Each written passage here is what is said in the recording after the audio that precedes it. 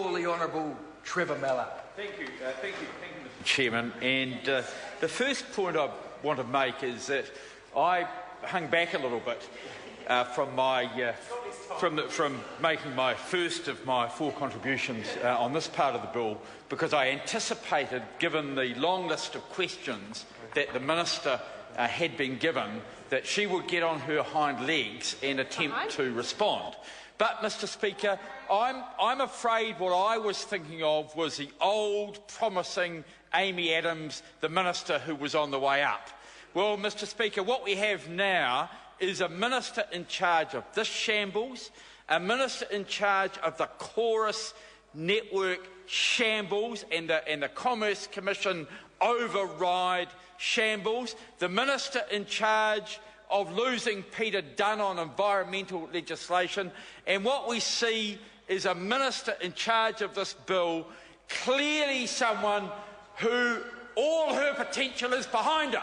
And, Mr. Speaker, in the old days when it was in front of her, Mr. Speaker, she would have got up on her hind legs and she would have responded to some of the questions, but not today. Mr. Speaker, there's a particular case to do with the definitions that I want to put to the Minister. I think she's aware of the school in West Auckland that's currently running a network with the help of one of the IT entrepreneurs who I know she knows relatively well, and Mr. Joyce knows as well. He's doing it pro bono, and they're working through that school in order to provide to the parents in the immediate area a service, a wireless service of high quality, a lot of bandwidth, a reseller type arrangement, but at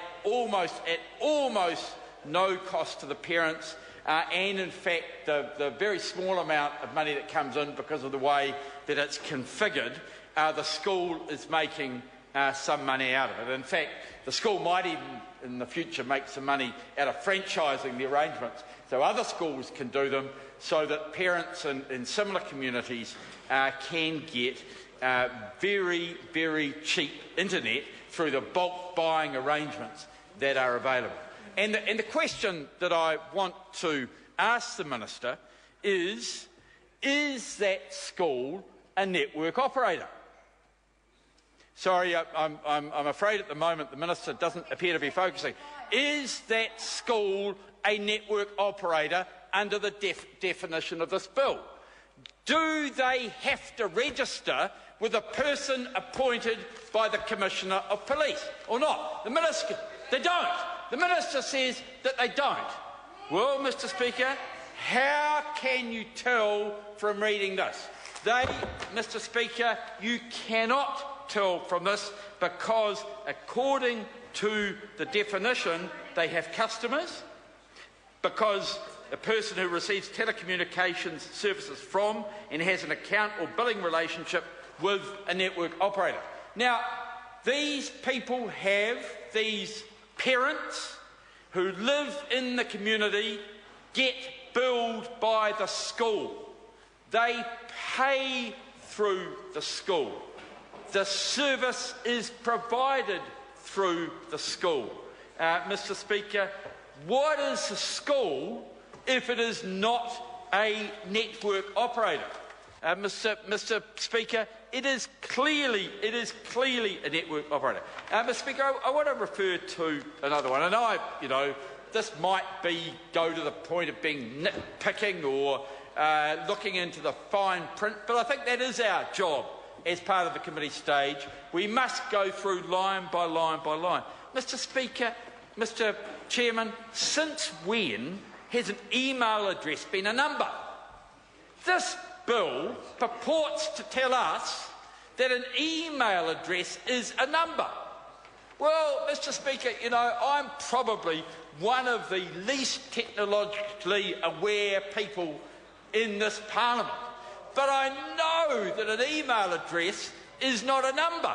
Why should this Parliament mislead, through its legislation, the people of New Zealand and tell them that an email address is a number? because it's not. You know, I mean, my email address, Mr. Chairman, my email address is trevor.mallard@parliament.govt.nz. Mr. Speaker, I know that's not a number. I've got the minister's number, and I know that that's not a number. And so, sorry. What about the dots? Where are the dots numbers? I don't think dots are numbers. Well, it's an interesting point, and I look forward to the minister's particular comments on that. Mr. Speaker, can we go to the question of a telecommunication advice?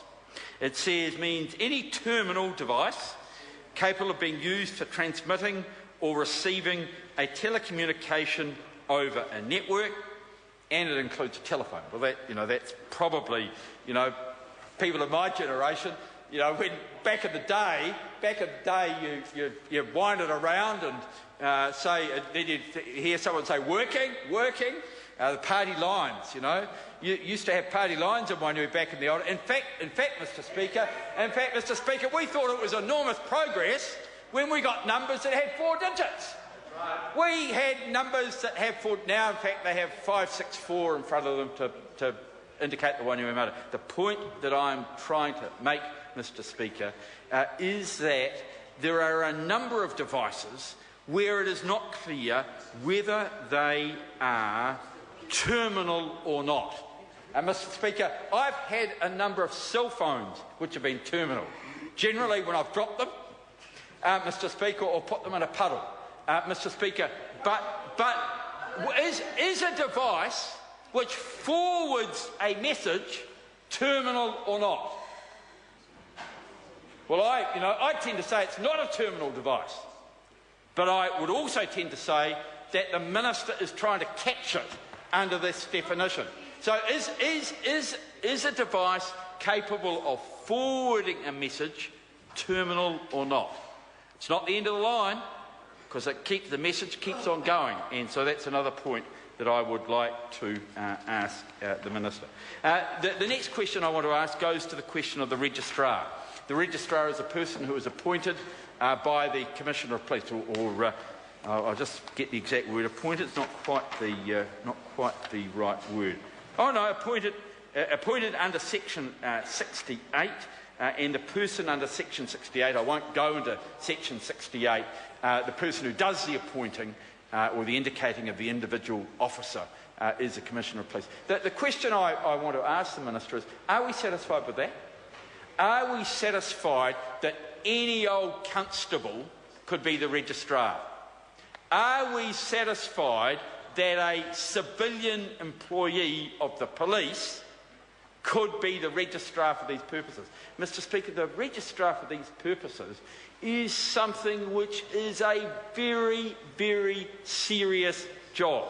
It is a job with enormous powers. It is a job. A rejection by the registrar could close Vodafone down tomorrow in New Zealand, or Chorus, or Telecom, or any one of a number of 3 degrees or 2 degrees. 2 degrees, or a... Well, no, it's 3G that I was thinking about, but we've got 4G. Do the members know that I was part of the first trial of 3G in New Zealand? And the phone that I used as part of that trial, as when I was acting minister for Paul Swain, it won't fit into Papa. It was so big. It needed its own massive van to move this particular. I presume it was a terminal device, or that only went way. Well, I'm at least twice the member's age. And the other point that I will make while we're on the subject of devices is that the first cell phone that I owned had a handset, a big black one, and it had a dial. It had a dial. It had a strap which went over my shoulder, and it wasn't. And it was a man bag. It was about that long, and about that high, and about that wide. Yeah, no, that the home phone had a crank. But the point that I'm making, Well, Mr Speaker, it wasn't a party when Helen ran on the line. Before we move on, I'll remind members we're on part one, and while there's I will comment on this. While it's always a little bit interesting to bring some humour in, we're on part one, and we'll concentrate our efforts on part one. Honourable Trevor Mallett. I feel like you might be admonishing me for the comments I made in my speech. Mr Speaker, No, I was asking the Minister whether these devices are terminal devices or not. The member will sit. I'm giving a general view of how, over the next period of time, that this is a very narrow debate on terms, and we're on part one, and we'll concentrate on part one. Mr Chair, I'm very happy to follow on from my colleague Trevor Mallett, who, amongst other things, in his very useful contribution, established for the House that he is very, very old, and I want to thank him for that. Of course, as we debate part one, the definitions section of this bill, and I've got a number of points that I want to raise on the definitions, it's useful, of course, to remember why we are here and how this whole debate came about. And it came about because the GCSB, the agency, one of the agencies whose powers are significantly increased under this bill, was unable to read its own act to interpret the law as it stood.